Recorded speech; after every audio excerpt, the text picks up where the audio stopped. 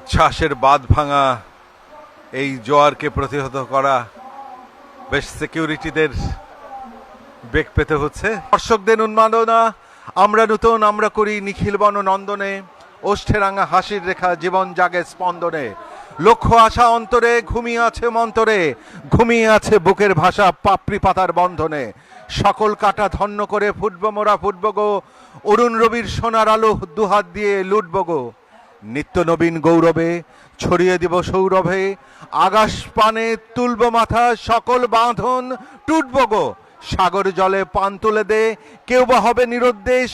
কলম্বাসের মতোই বা কেউ পৌঁছে যাব নতুন দেশ, জাগবে সারা বিশ্বময়, এপাক ভূমি নিঃস্ব নয়, জ্ঞান গরিমা শক্তি সাহস আজও এদের হয়নি শেষ, কেউ বা হবে সেনানায়ক, গর্ব নূতন সৈন্যদল, সত্য ন্যায়ের অস্ত্র নেব, নাইবা থাকুক অন্য বল, দেশের ভালো খুঁজব গো, ব্যথির ব্যথা বুঝব গো,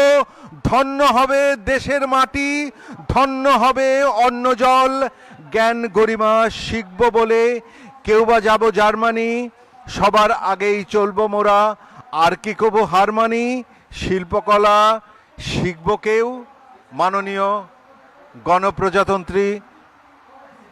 গণপ্রজাতন্ত্রী বাংলাদেশ সরকারের মাননীয় প্রধানমন্ত্রী জনাব তারেক রহমান এমপি রীতিমতো প্রমিলা ফুটবলার সহ নতুন প্রজন্মদের মাঝে তিনি উপস্থিত হয়েছেন, তাদেরকে অনুপ্রাণিত করবার জন্য, উদ্ভাসিত করবার জন্য এবং নতুন প্রজন্মকে প্রাণের স্পন্দন ফিরিয়ে দেবার জন্য। এবং আমরা এই ঢাকার আর্মি স্টেডিয়ামে সেই ধরনের কার্যক্রম দেখছি আজকের এই প্রমিলা ফুটবলের দ্বিতীয়ার্ধের স্কোর লাইন আপনারা জানেন যে ইতিমধ্যে রাজশাহী এবং রংপুর বিভাগের দুটি দলের মধ্যকার এই প্রমিলা ফুটবলে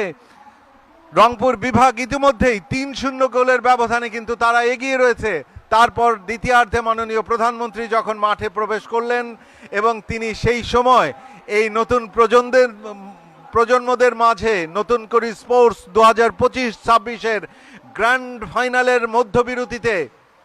প্রাণের স্পন্দন ফিরিয়ে দেবার লক্ষ্যে, অনুপ্রাণিত করবার লক্ষ্যে সারা স্টেডিয়াম ঘুরে সেই স্পন্দনের জাগরণ সৃষ্টি করছেন। আমরা দেখছি ঢাকার এই আর্মি স্টেডিয়ামে, আর দর্শক বাংলাদেশ টেলিভিশনের পর্দায় আপনারা দেখছেন সেই আবেগ ঘন পরিবেশ। আপনারা লক্ষ্য করছেন একটু থেমে থেকে আবারও এগিয়ে যাওয়া, আবারও ছুঁয়ে দেখা,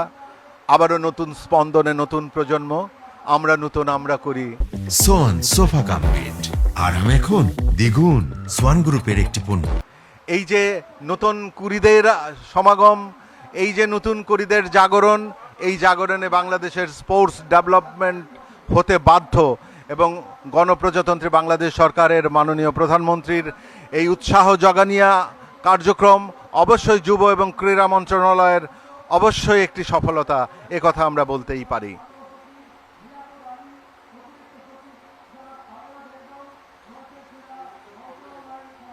আপনারা জানেন ইতিমধ্যেই 2027 সালের জন্য নতুন করে স্পোর্টস 2026-27-এর রেজিস্ট্রেশন কার্যক্রম ইতিমধ্যেই শুরু হয়ে গেছে এবং এই কার্যক্রমে রীতিমতো